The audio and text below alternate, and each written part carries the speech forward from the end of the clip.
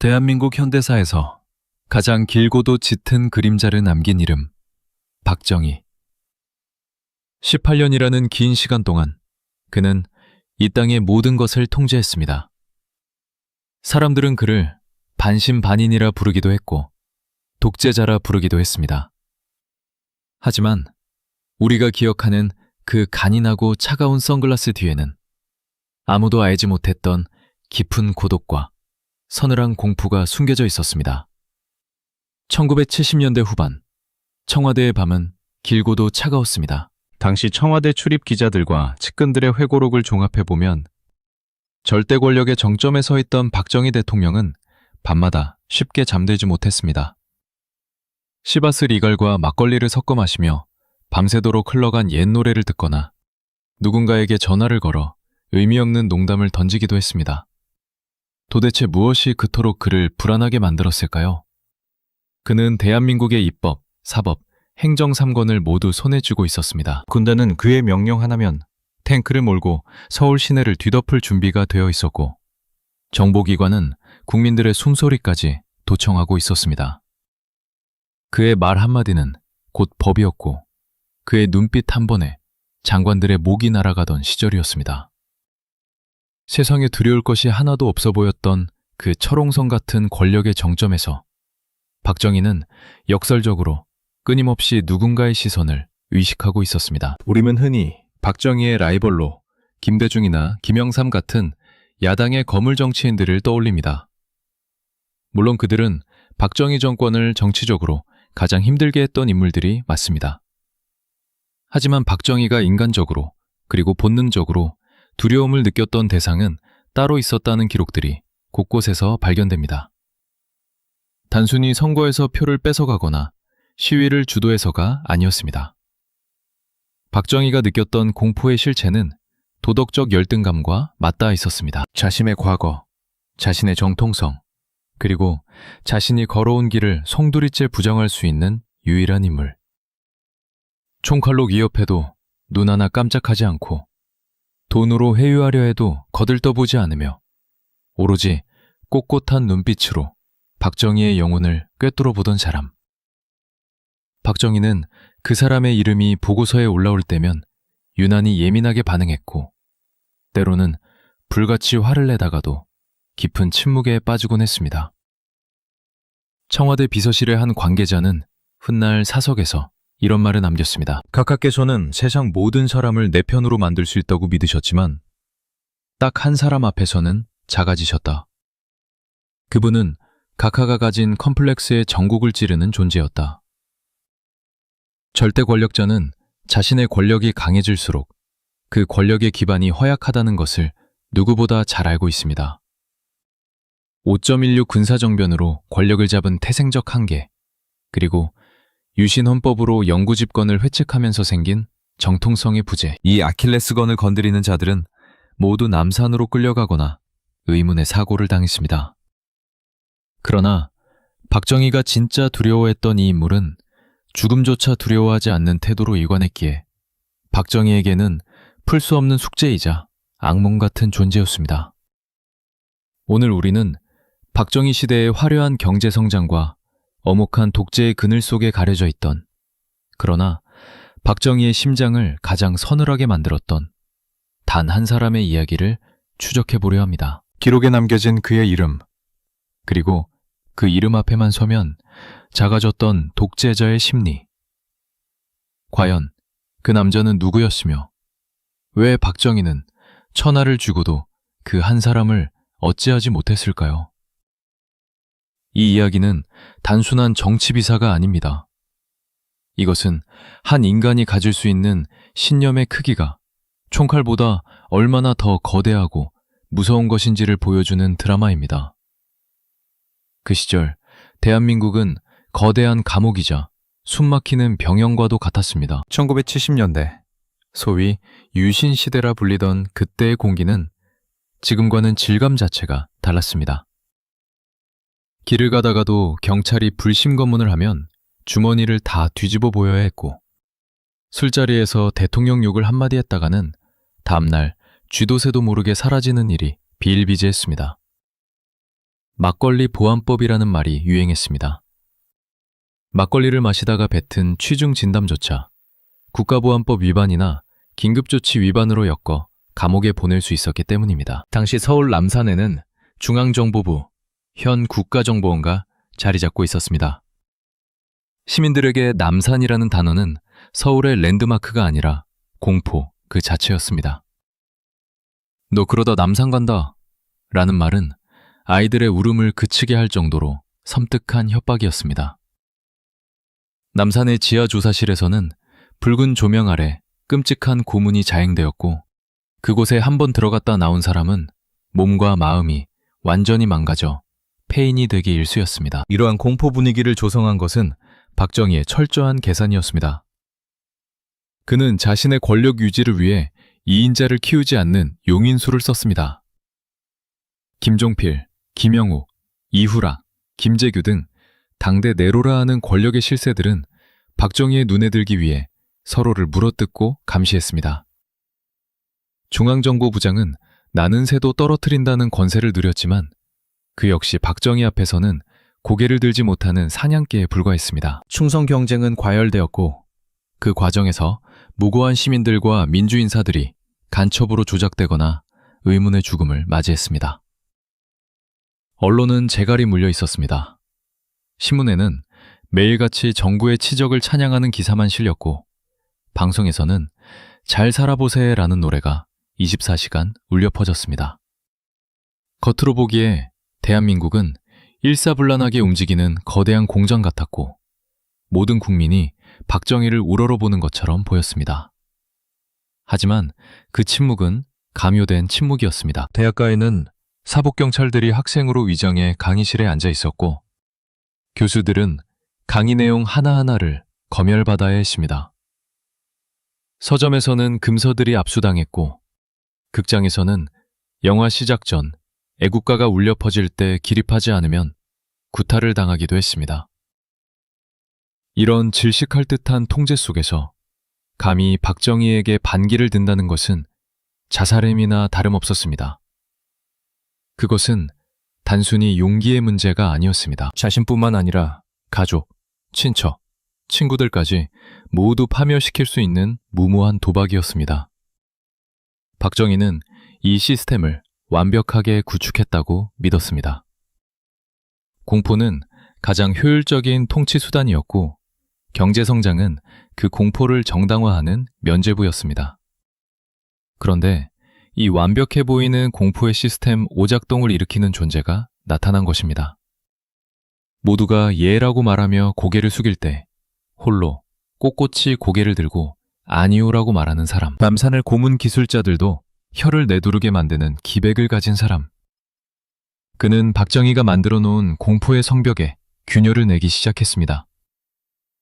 박정희는 정구부장들을 시켜 그를 회유해보기도 하고 협박해보기도 했으며 사회적으로 매장시키려 공작을 펼치기도 했습니다. 하지만 그 어떤 방법도 통하지 않았습니다. 오히려 탄압하면 할수록 그는 더 거대해져만 갔고 민중들은 그를 통해 박정희가 보여주지 않으려 했던 진실을 보게 되었습니다. 철권 통치의 서슬퍼런 칼날 위를 맨발로 걸으면서도 피를 흘리지 않는 듯한 이 초인적인 존재. 박정희 시대의 칠흑 같은 어둠은 역설적으로 그라는 별을 더욱 밝게 빛나게 만들고 있었습니다. 박정희 정권 하에서 권력의 2인자 자리는 독이 든 성배와도 같았습니다. 김영욱, 이후락, 김재규, 차지철. 이들의 이름은 한 시대를 풍미했지만 그 끝은 언제나 비참하거나 위태로웠습니다. 박정희는 이들의 충성심을 이용하면서도 끊임없이 서로를 견제하게 만들었습니다. 마치 늑대들을 한 우리에 가두고 서로 싸우게 하여 가장 강한 한 마리가 남으면 다시 그 늑대를 다른 늑대로 제압하는 방식이었습니다. 김영욱 중앙정보부장은 박정희의 장기 집권을 위해 온갖 더러운 공작을 마다하지 않았지만 결국 토사구팽당해 미국으로 망명했고 이후 파리에서 실종되어 당무위 분쇄기에 갈렸다는 끔찍한 소문만 남긴 채 역사 속으로 사라졌습니다. 이후락 역시 7.4 남북 공동성명이라는 거대한 이벤트를 성사시키며 권력의 정점에 섰지만 윤필용 사건 등에 휘말려 권력에서 밀려나야 했습니다. 이들은 모두 박정희라는 태양 아래서만 빛날 수 있는 위성들이었습니다. 박정희가 빛을 거두면 그들은 순식간에 어둠 속으로 사라지는 존재들이었죠. 이들은 박정희에게 충성이라는 이름의 아부를 바쳤습니다. 카카, 시키시는 대로 하겠습니다. 카카의 뜻이 곧 국가의 뜻입니다. 청와대 회의실에서는 박정희의 말에 토를 다는 사람이 없었습니다.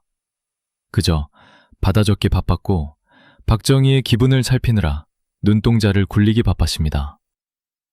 이런 예스맨들 사이에서 박정희는 고독한 제왕처럼 군림했습니다. 하지만 마음 한구석에는 늘 허전함과 불안함이 자리 잡고 있었습니다. 그는 똑똑한 사람이었습니다. 주변의 아첨이 진심이 아니라 권력을 향한 탐욕에서 비롯된 것임을 간파하고 있었습니다. 그래서 그는 그 누구도 완전히 믿지 않았고 잠자리 옆에 늘 권총을 두고 잤습니다.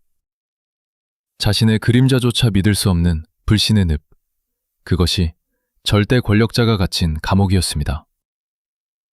그런데 이들과는 전혀 다른 결을 가진 인물이 있었습니다. 그는 박정희에게 충성을 맹세한 적도 없었고 박정희의 권력에 기생하여 부를 축적하려 하지도 않았습니다. 박정희 주변의 이 인자들이 박정희를 주군으로 모실 때 그는 박정희를 극복해야 할 대상 혹은 역사의 죄인으로 바라보았습니다.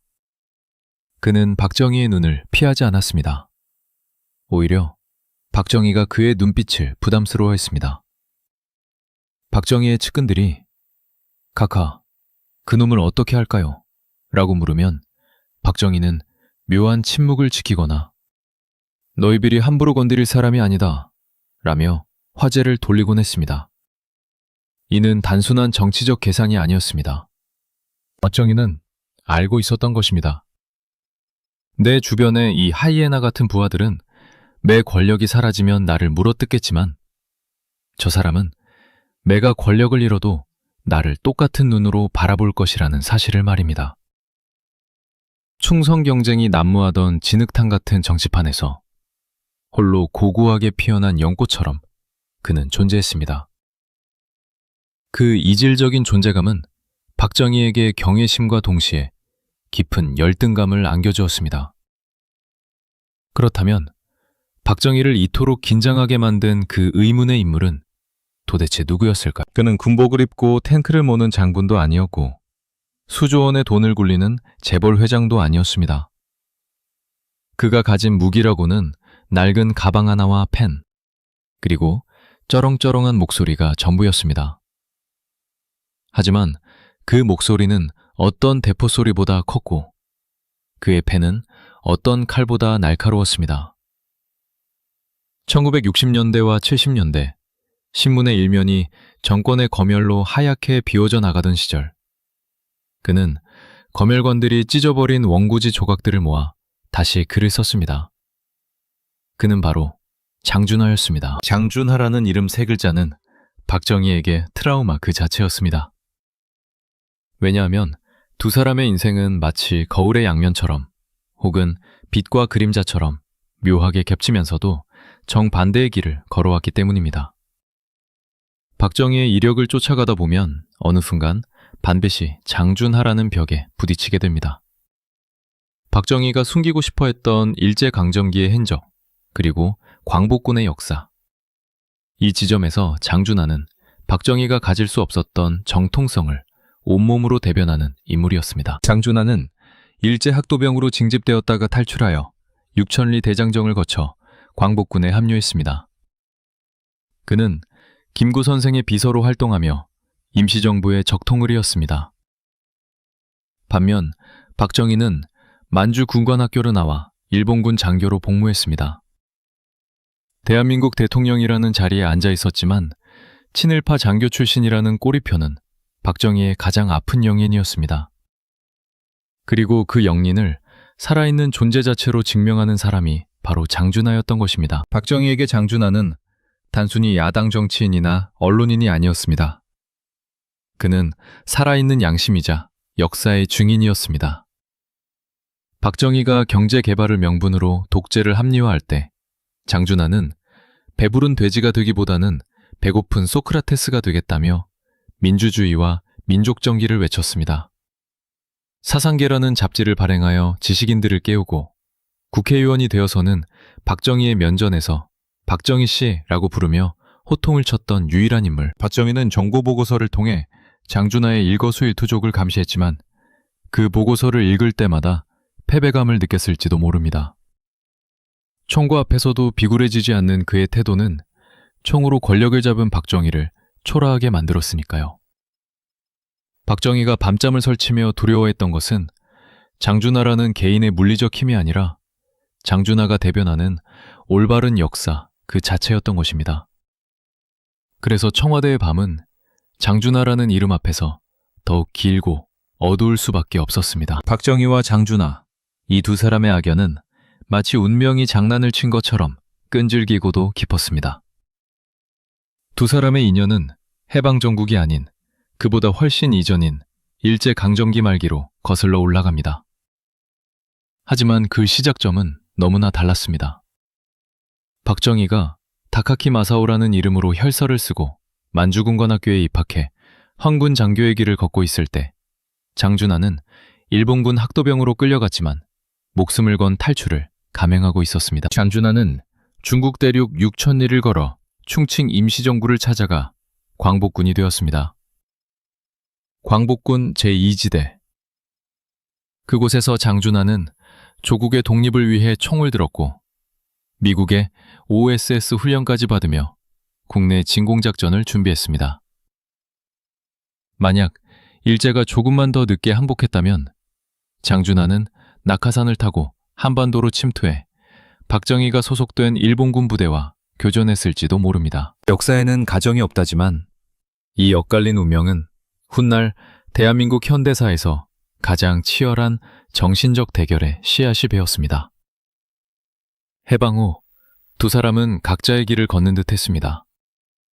박정희는 군내 남노당 사건으로 사형 선고까지 받았다가 9.4일생으로 살아남아 다시 군임의 길을 걸었고 장준하는 김구 선생을 모시며 잡지 사상계를 창간해 언론임의 길을 걸었습니다. 하지만 1961년 5월 16일 박정희가 탱크를 몰고 한강 다리를 건너면서 두 사람의 운명은 다시 격렬하게 충돌하기 시작했습니다.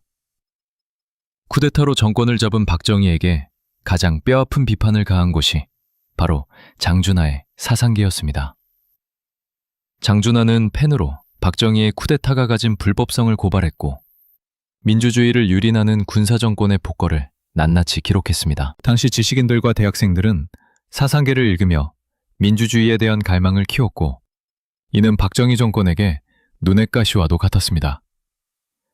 박정희는 회유책을 쓰기도 했습니다.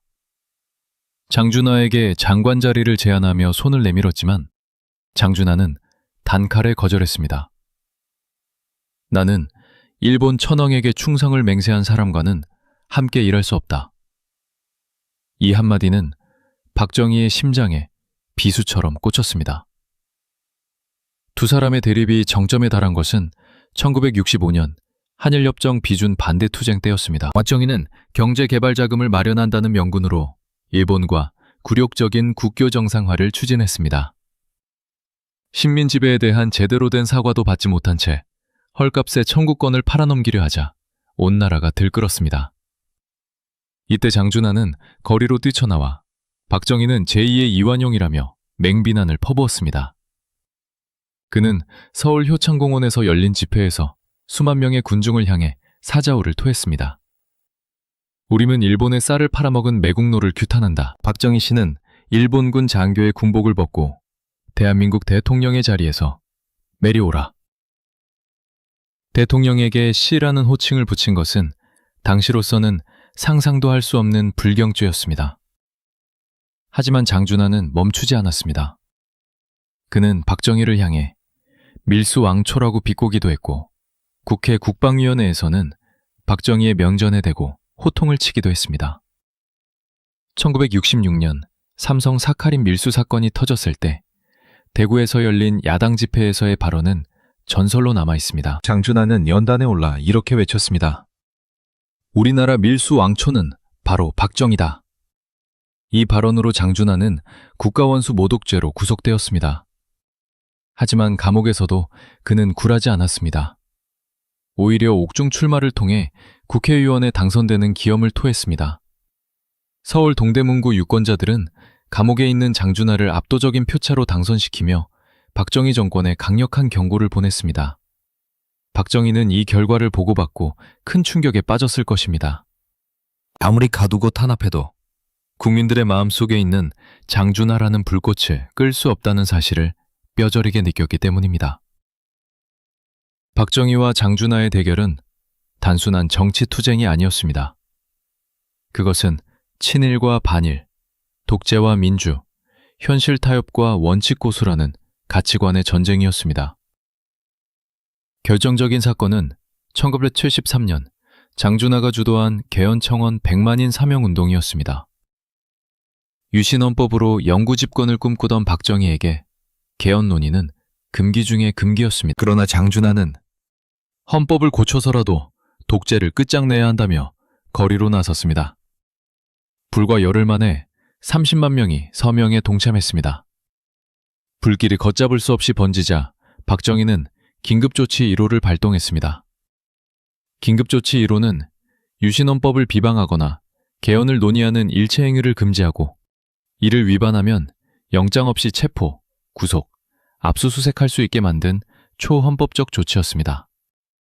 그리고 이 긴급조치 1호의 첫 번째 구속자가 바로 장준하였습니다. 박정희는 장준하의 입을 막기 위해 국가의 법 시스템 전체를 뜯어 고친 셈입니다. 그만큼 장준하는 박정희에게 위협적인 존재였습니다. 법정에서도 장준하의 기계는 꺾이지 않았습니다. 판사가 피고인은 대통령의 긴급조치를 위반했음을 인정하는가? 라고 묻자 장준하는 나는 헌법을 파괴한 박정희를 대통령으로 인정할 수 없다. 따라서 그의 명령인 긴급조치 또한 무효다. 라고 당당하게 맞섰습니다. 그는 최후 진술에서 나의 헌법 개정 운동은 민주주의를 회복하기 위한 애국적 결단이었다며 재판부를 꾸짖었습니다. 이 재판을 지켜보던 방청객들은 숨을 죽이고 눈물을 흘렸습니다. 박정희는 보고를 받고 무슨 생각을 했을까요? 아마도 깊은 침묵 속에 잠겼을 것입니다. 자신은 총칼로 사람들을 억누르고 있지만 저 장준하라는 사람은 말 한마디로 사람들의 영혼을 울리고 있다는 사실에 전율했을지도 모릅니다. 카카, 이러시면 안 됩니다.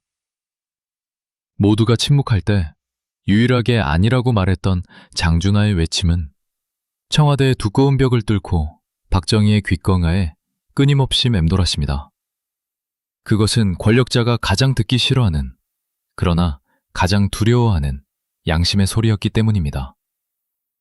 그렇다면 왜 박정희는 장준하를 그토록 두려워하면서도 다른 정적들처럼 쉽게 제거하지 못했을까요?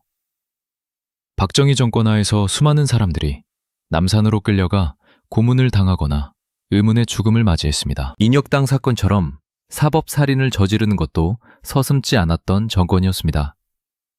그런데 장준하만큼은 예외적인 케이스처럼 보였습니다.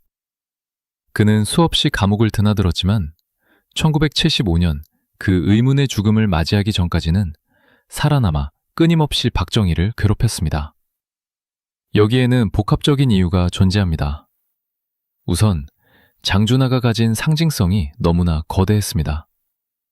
그는 단순한 야당 인사가 아니라 광복군 출신이라는 확실한 민족적 정통성을 가진 인물이었습니다. 박정희가 다카키 마사오였을 때 장준하는 조국을 위해 총을 들었던 광복군 장교였다는 사실은 박정희가 아무리 절대 권력을 휘둘러도 지울 수 없는 역사적 팩트였습니다.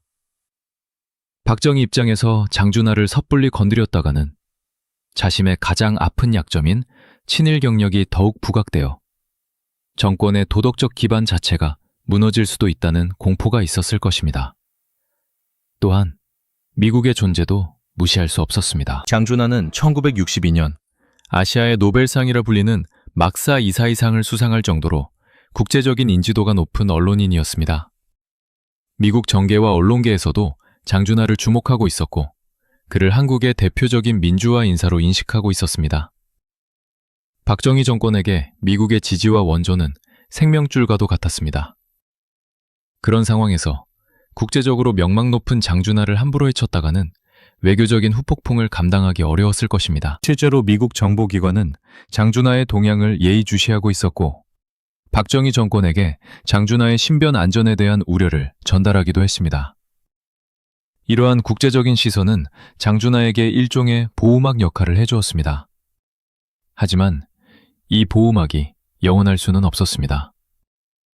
박정희의 유신 독재가 점점 더 광기로 치닫고 장준하의 투쟁 수위가 높아질수록 그 보호막은 얇아져만 갔습니다. 그리고 어쩌면 박정희의 내면 깊은 곳에 자리 잡은 기묘한 죄책감이나 컴플렉스가 작용했을지도 모릅니다.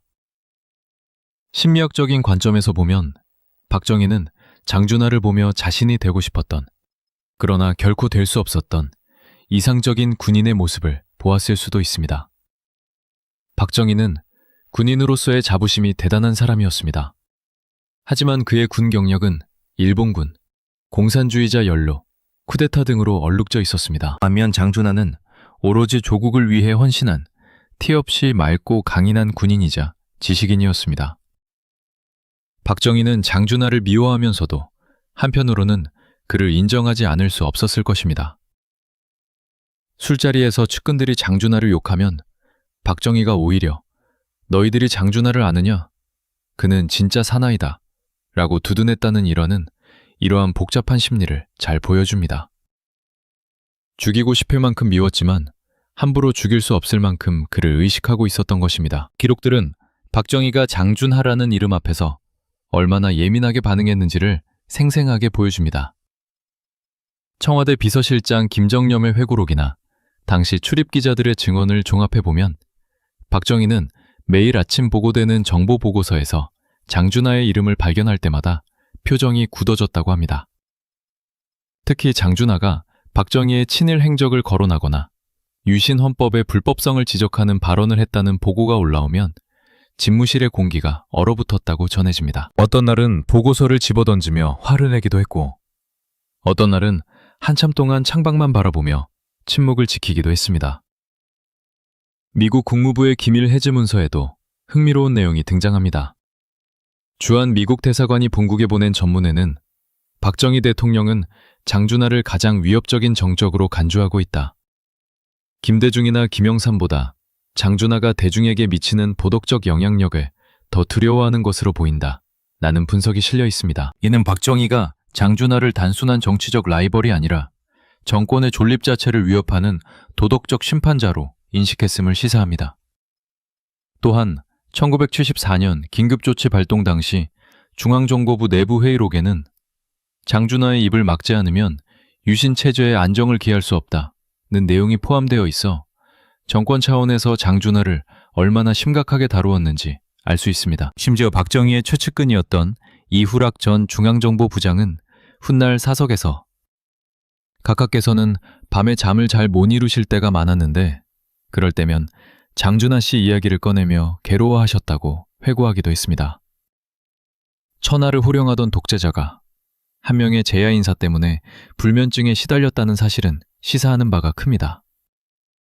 권력의 정점에서 느꼈던 고독과 불안, 그리고 자신의 아픈 과거를 끊임없이 상기시키는 장준하라는 존재. 기록들은 박정희에게 장준하가 단순한 정적이 아니라 떼어내려야 떼어낼 수 없는 그림자이자 업보와 같은 존재였음을 말해주고 있습니다.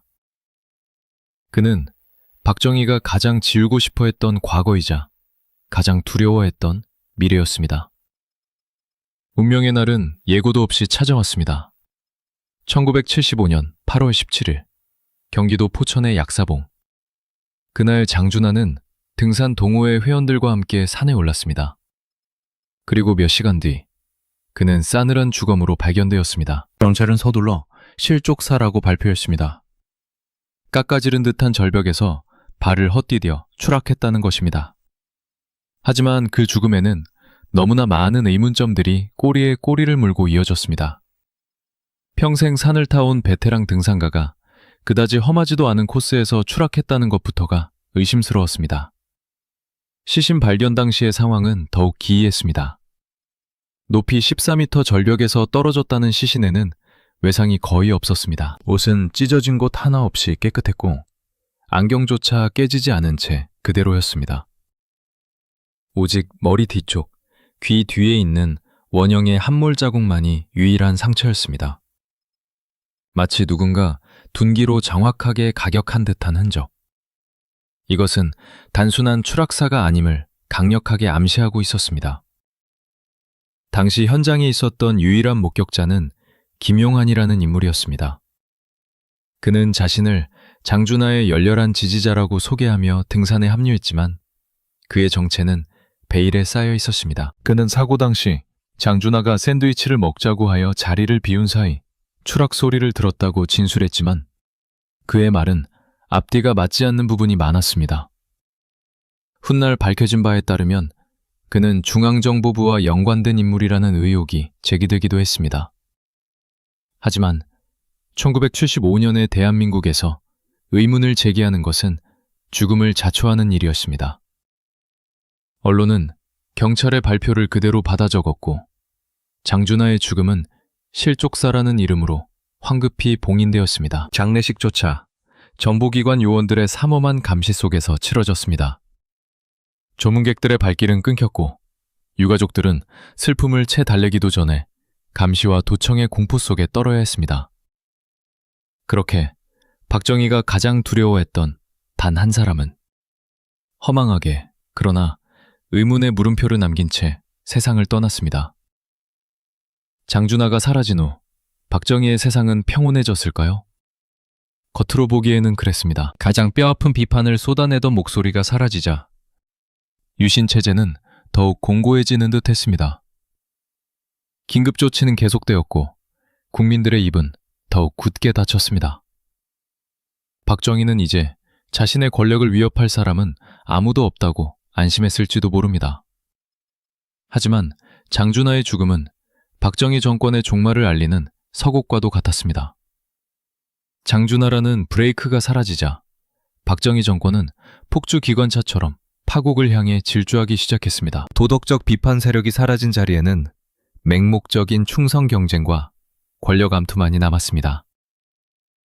차지철 경호실장의 전횡이 극에 달했고 김재규 중앙정보부장과의 갈등은 날로 깊어졌습니다.